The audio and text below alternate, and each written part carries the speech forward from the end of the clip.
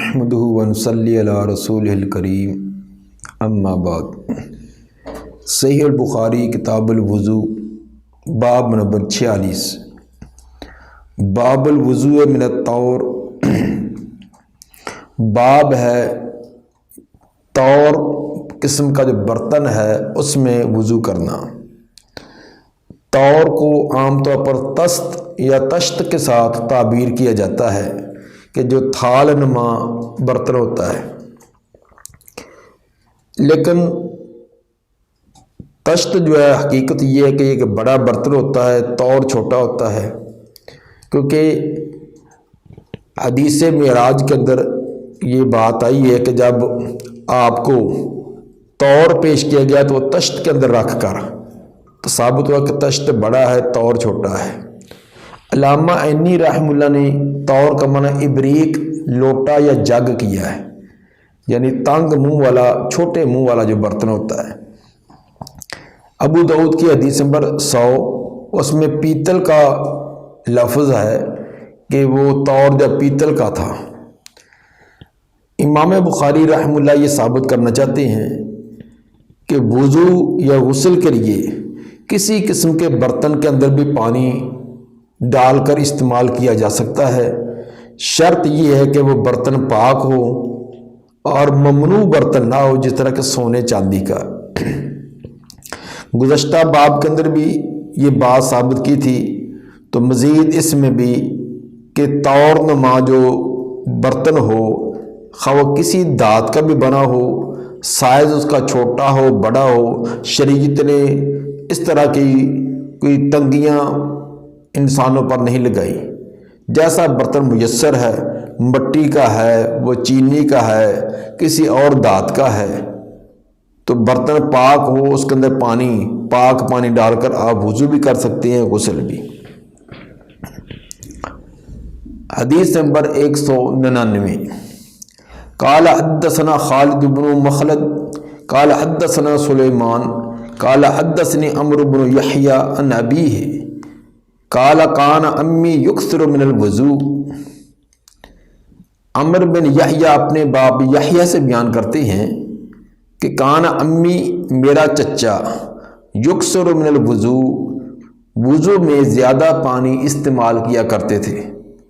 امی سے مراد عمر بن ابی حسن ہیں، گویا کہ ان کا نام دوسری جگہ وضاحت سے آیا ہے، اس لیے یہ مجہول الحال راوی نہیں ہے جس کی وجہ سے اس پر کسی قسم کا حکم لگایا جائے، بلکہ یہ وضاحت ہے کہ عمر بن ابی حسن ان کا نام ہے اور پیچھے روایت ان کی گزری بھی ہے۔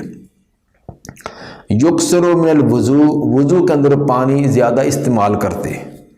بعض لوگوں کو تردد، شک اس میں رہتا ہے کہ ابھی شاید آزاد تار نہیں ہوئے تو بار بار زیادہ پانی استعمال کرنے کے عادی بن جاتے ہیں۔ ان کی کیفیت بھی ایسی تھی، تو قال عبداللہ ابن زید، انہوں نے عبداللہ بن زید سے پوچھا کہ اخبرنی کیف رأیت النبی صلی اللہ علیہ وسلم یتوضأ، مجھے بتلائیے کہ کیسے تو نے دیکھا تھا نبی صلی اللہ علیہ وسلم کو وضو کرتے، جو کہ ان کو یہ تردد تھا کہ میں پانی زیادہ استعمال کرتا ہوں، باقی لوگ تھوڑے پانی سے وضو کرتے ہیں، تو میں زیادہ کرنے کے باوجود شکوک و شبہات میں رہتا ہوں، اس لیے انہوں نے آگے سوال کیا۔ تو جس بات کے اندر کوئی تردد، شک ہو تو اس کا حل یہ ہے کہ صاحب علم سے پوچھ لیا جائے۔ انسان حجاب کی وجہ سے، شرم و حیا کی وجہ سے پوچھے نہ تو اسی طرح غلط فہمی میں مبتلا رہے، تو یہ طریقہ درست نہیں ہے۔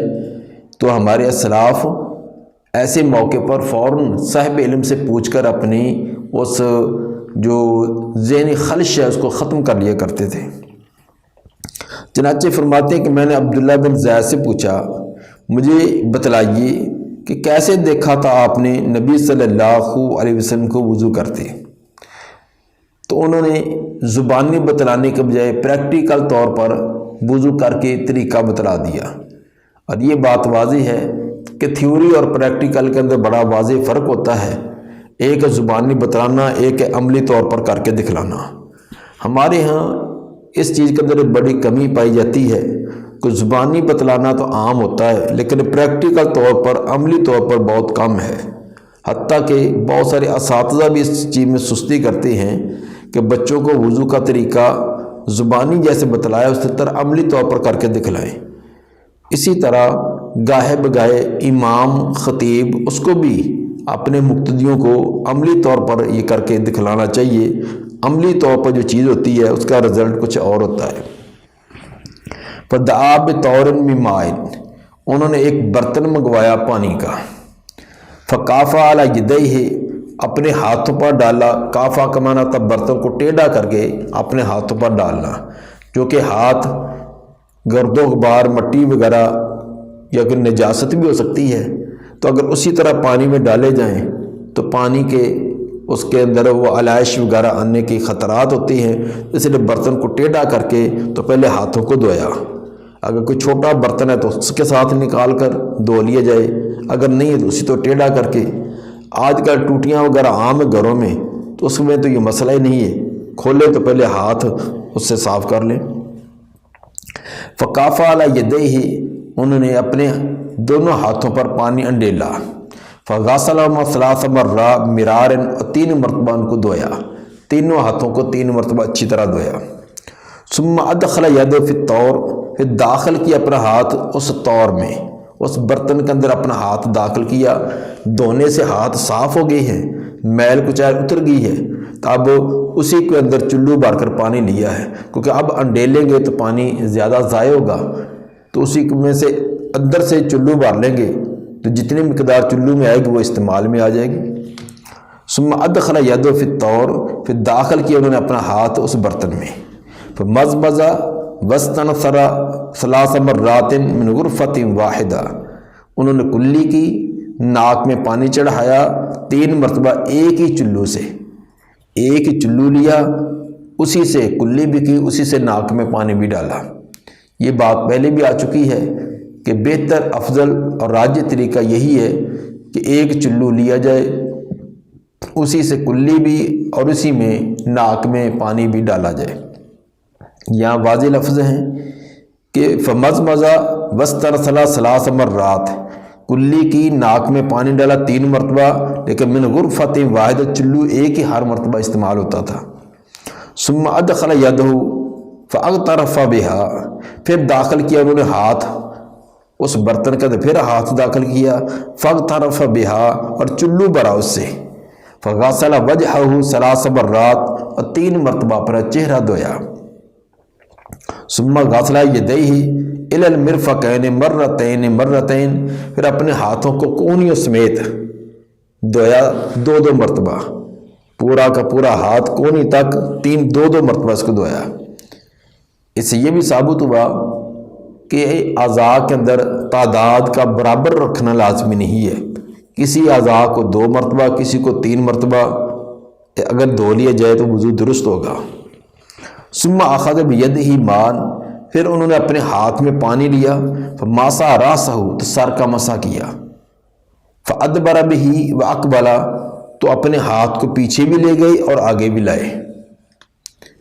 ثم غسل رجلہ، پھر اپنے پاؤں کو دھویا۔ یہ تمام وضو پریکٹیکل طور پر دکھلانے کے بعد فرمایا فقال ہاکذا رأیت النبی صلی اللہ علیہ وسلم یتوضا، میں نے ایسے ہی نبی صلی اللہ علیہ وسلم کو وضو کرتے دیکھا۔ یہ نبی صلی اللہ علیہ وآلہ وسلم کا وضو کا طریقہ بتلایا، اور جو ان کا اصل مسئلہ تھا کہ وہ پانی زیادہ استعمال کرتے تھے اس کا حل بھی بتلا دیا کہ بجائے اس کے کہ برتن کو بار بار انڈیل کر ہر بار چلو میں لیا جائے تو آزاد ہو جائے، وقت بھی زیادہ لگے، اور انڈیلتے وقت کبھی پانی زیادہ مقدار میں، اکثر طور پر چلو سے زیادہ مقدار میں آ جاتا ہے، وہ نیچے گر جاتا ہے، تو جو برتن کے اندر سے لیا جائے گا تو جتنا چلو کے اندر سما سکتا ہے اتنا وہ لے لیا، وہی استعمال میں آ گیا، تو یقیناً پانی کم استعمال ہوگا۔ حدیث نمبر 200، قال حدثنا مسدد قال حدثنا حماد عن ثابت عن انس ان النبي صلی اللہ علیہ وسلم دعا بإناء من ماء۔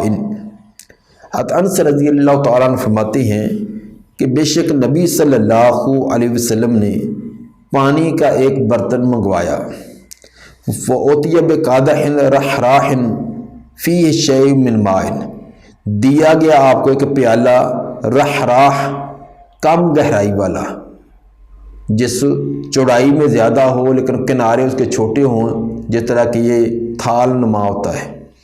آپ کو ایک پیالہ دیا گیا جو کم گہرائی والا تھا، فِيهِ شَيْءٌ مِّن مَاءٍ، اس کے اندر کچھ مقدار پانی کی تھی۔ تو صاف ظاہر ہے کہ جب گہرائی تھوڑی ہے، چوڑائی زیادہ ہے، تو اس کے اندر پانی بھرنا، ایسے چلو بھرنا مشکل تھا۔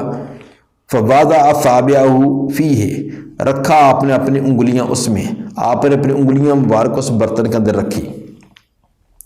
قال انس فجعلت انظر الى الماء، حضرت انس رضی اللہ تعالیٰ فرماتے ہیں کہ میں نے دیکھا پانی کو، ينبع من بین اصابعه، آپ کی انگلیوں کے درمیان سے پھوٹ رہا تھا۔ پانی تھوڑی مقدار میں تھا، لوگ زیادہ تھے، تو آپ نے اس کے اندر اپنا دست مبارک رکھا۔ تو حضرت انس رضی اللہ تعالیٰ عنہ جو واقعی کو بیان کرنے والے ہیں، وہ فرماتے میں نے خود اپنی آنکھوں سے دیکھا کہ انگلیوں کے درمیان سے وہ پانی پھوٹ رہا تھا۔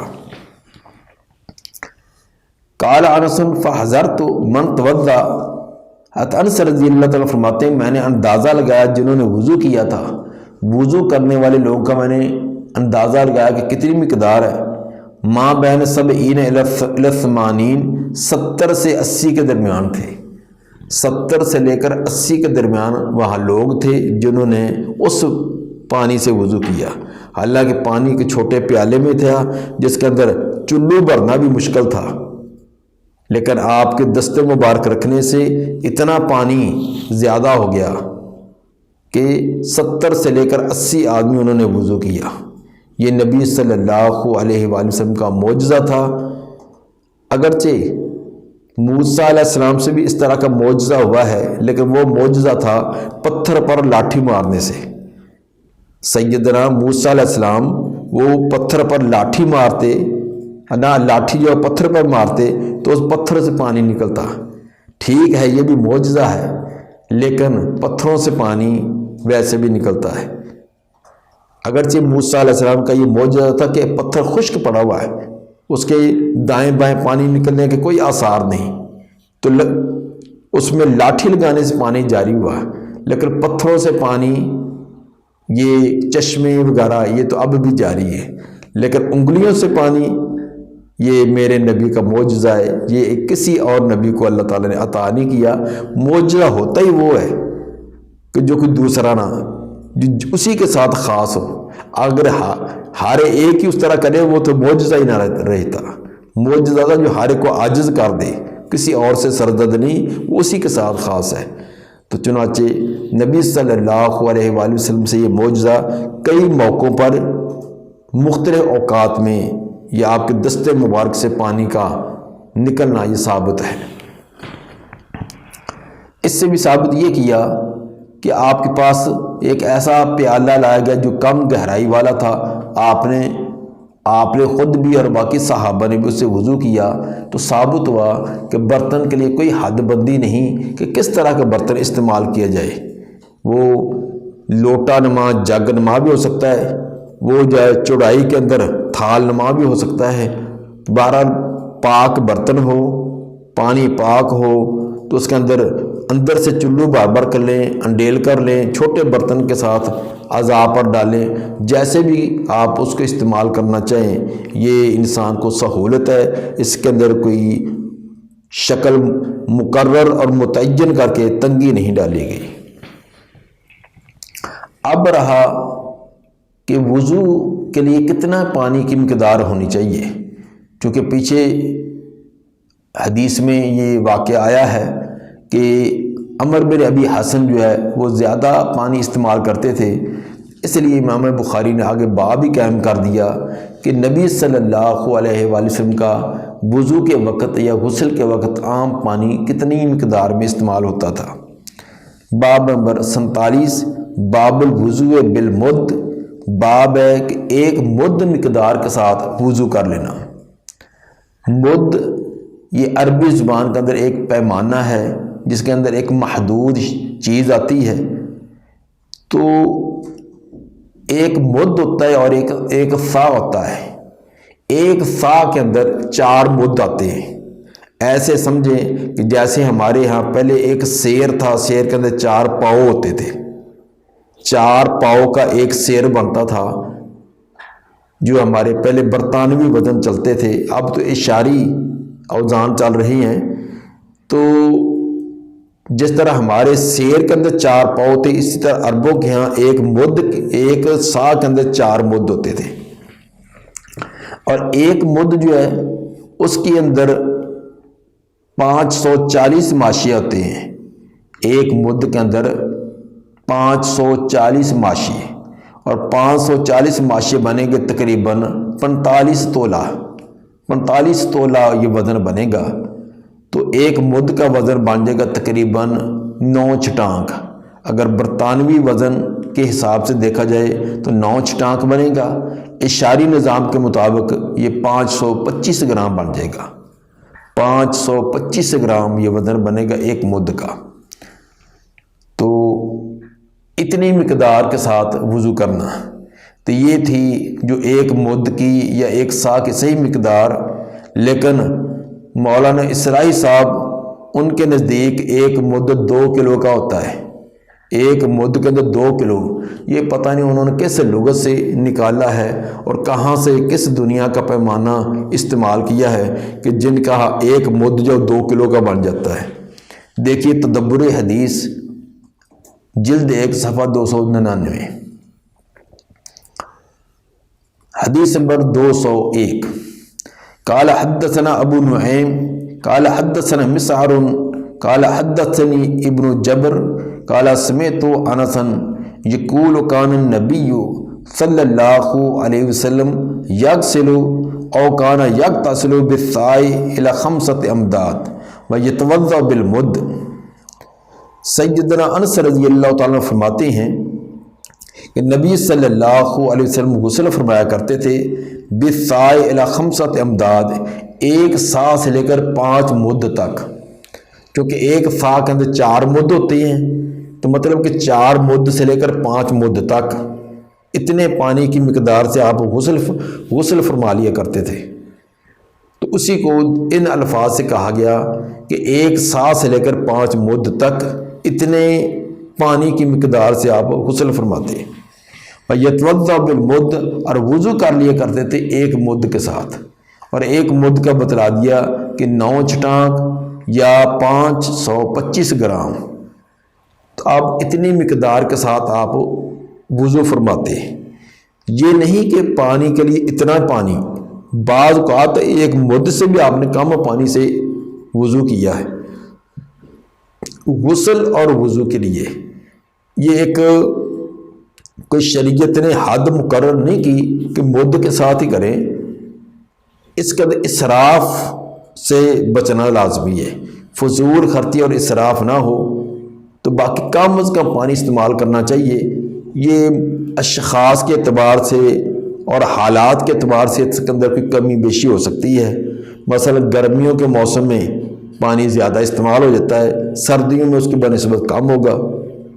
اسی طرح ایک آدمی جو ہے مزدور وغیرہ باہر گرد و غبار سے اٹا ہوا آیا ہے، کام کاج کرتا ہے، کوئی ذمہ دارہ کرتا ہے، تو اس کے لیے پانی زیادہ استعمال ہے. تو ایک صاف ستھرا دفتر میں بیٹھا ہوا، اس کا پہلے بھی وضو تھا، نہایا دھویا تھا، اب اس نے وضو کرنا، اس کے لیے پانی کی کم مقدار ہوگی. تو اس کے اندر کمی بیشی ہو سکتی ہے. یہ کوئی لازمی نہیں کہ مد سے اگر کوئی زیادہ کر لے گا تو اس نے کوئی جرم کیا ہے. اسراف نہیں ہونا چاہیے، کم از کم پانی استعمال کرنا چاہیے. یہ اللہ کی نعمت ہے، اللہ کی نعمت کو ضائع نہیں کرنا، لیکن جتنی ضرورت اتنا کریں. تو ہمارے ہاں جو یہ عام عادت بن چکی ہے کہ ہم تو ایک سا کے ساتھ تو ہماری مسواک ہی ہوتی ہے، ٹوٹی کھلی ہوتی ہے، مسواک چل رہی ہے، گپیں چل رہی ہیں، پانی ضائع ہو رہا ہے. اور ہمارے تو نبی صلی اللہ علیہ وسلم جتنے پانی کے ساتھ غسل فرما لیتے تھے تو ہمارا تو اس سے ساتھ شاید آدھا وضو ہوتا ہو. تو یہ ہم پانی ضائع کرنے کے بہت عادی ہو چکے ہیں. خصوصاً یہ ٹوٹیاں کھول لینا، اس کا فحص کوئی اس کے بارے میں خیال نہ رکھنا۔ گھروں کے اندر عورتوں کا بھی یہی حال ہے، کپڑے دھوتے ہوئے، برتن دھوتے ہوئے پانی سے پانی ضائع ہوتا جا رہا ہے، اور غسل کرتے وقت بھی، نہاتے وقت بھی۔ تو یہ طریقہ درست نہیں ہے۔ اسراف نہیں کرنا، فضول خرچی نہیں کرنی، جتنی ضرورت ہے اتنی ضرورت کے مطابق کم از کم چیز کے ساتھ اپنا وہ کام جو ہے وہ پورا کرنا چاہیے۔ دعا ہے کہ اللہ تعالیٰ نبی صلی اللہ علیہ وسلم کے طریقے کے مطابق ہمیں وضو کرنے کی توفیق عطا فرمائے۔ سبحان ربک رب العزت عما یصفون والسلام علی المرسلین والحمد للہ رب العالمین۔